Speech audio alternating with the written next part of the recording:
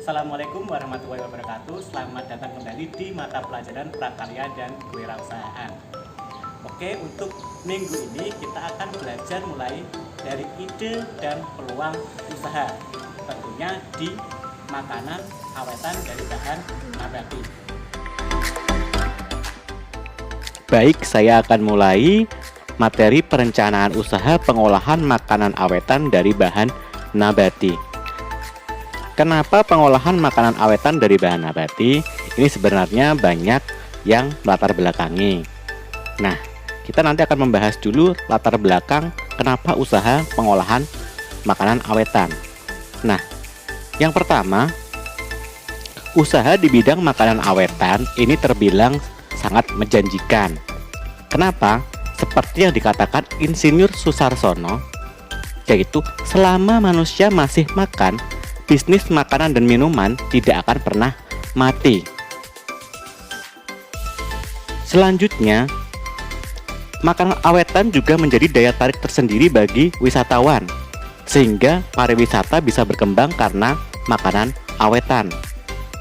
Kemudian sebagai wirausahawan muda, perlu melakukan diversifikasi produk atau pengembangan produk sebagai inovasi dan kreatif untuk mengembangkan sebuah usaha di bidang makanan awetan. Nah, sekarang kenapa wirausaha makanan awetan dari bahan nabati? Yang pertama, produknya sangat bervariasi. Bahan bakunya mudah didapat. Teknologi pengolahannya cukup sederhana dan dapat dipelajari. Investasi alat dan mesin bisa disesuaikan dengan budget yang ada. Pilihan kemasannya beragam. Pasar sangat terbuka lebar. Produk sangat bervariasi ini contohnya dari satu bahan saja bisa diubah menjadi makanan awetan yang beragam. Contohnya dari pisang itu bisa dibuat sale, bisa dibuat selai. Selanjutnya bahan baku mudah didapat. Indonesia ini kan kaya akan sumber daya berbahan nabati, baik itu sayuran maupun buah-buahan. Teknologi yang digunakan pun tidak harus pakai teknologi yang modern dan canggih. Cukup menggunakan pisau dan alat-alat memasak sederhana tetap bisa mengolah bahan nabati menjadi makanan awetan.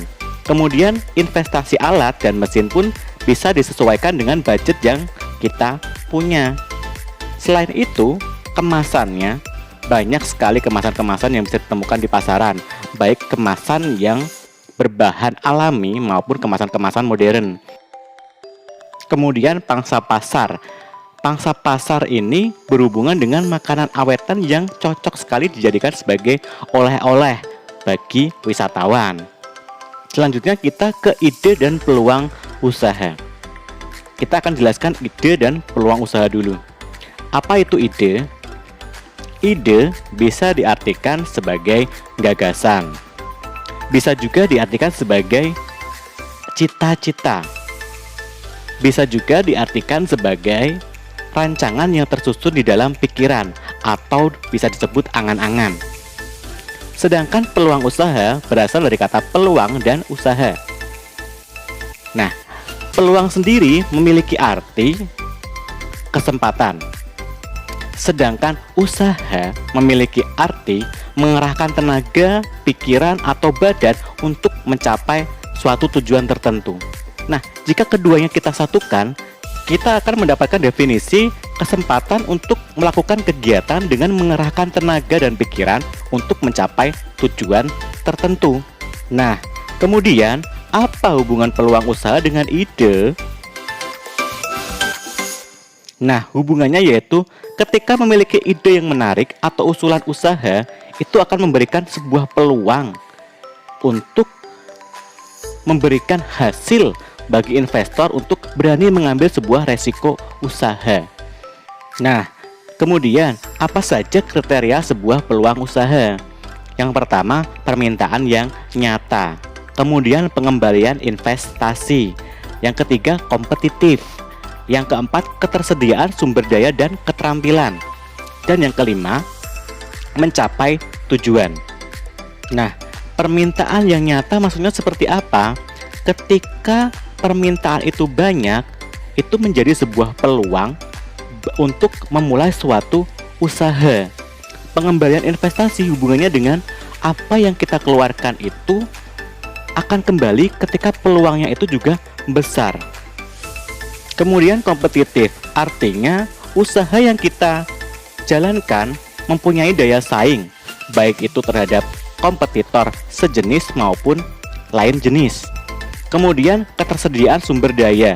Jadi ketika sumber daya itu tersedia melimpah dengan keterampilan yang mumpuni, peluang usaha pun juga akan besar. Yang terakhir yaitu mencapai tujuan.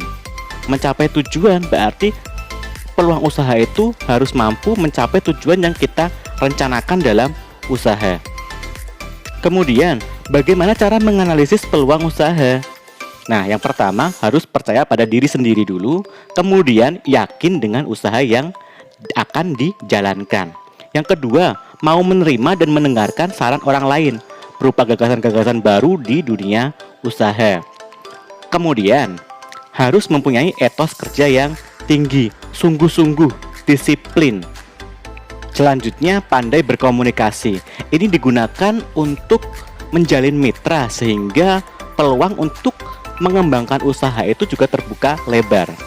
Selanjutnya, pengelolaan sumber daya usaha. Ini ada 6M.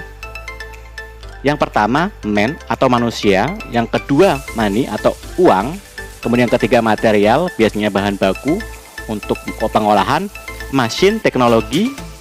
Method, sama metode ya.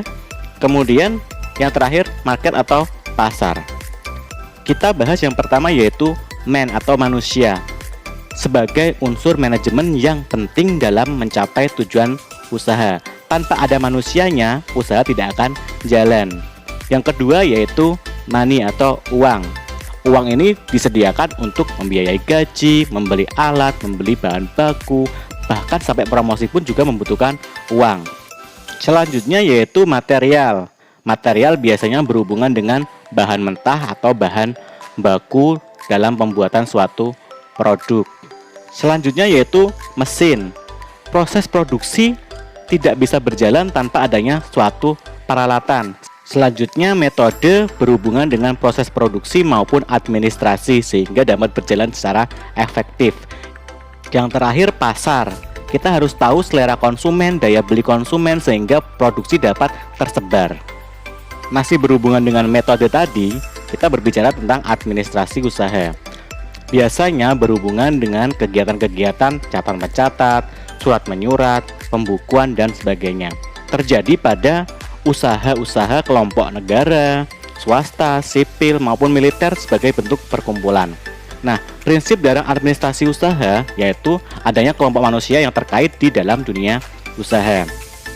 Kemudian yang kedua, adanya tujuan yang diharapkan di dalam dunia usaha.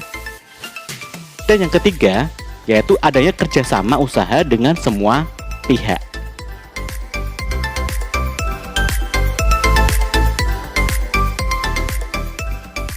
Kemudian, apa sih fungsi administrasi?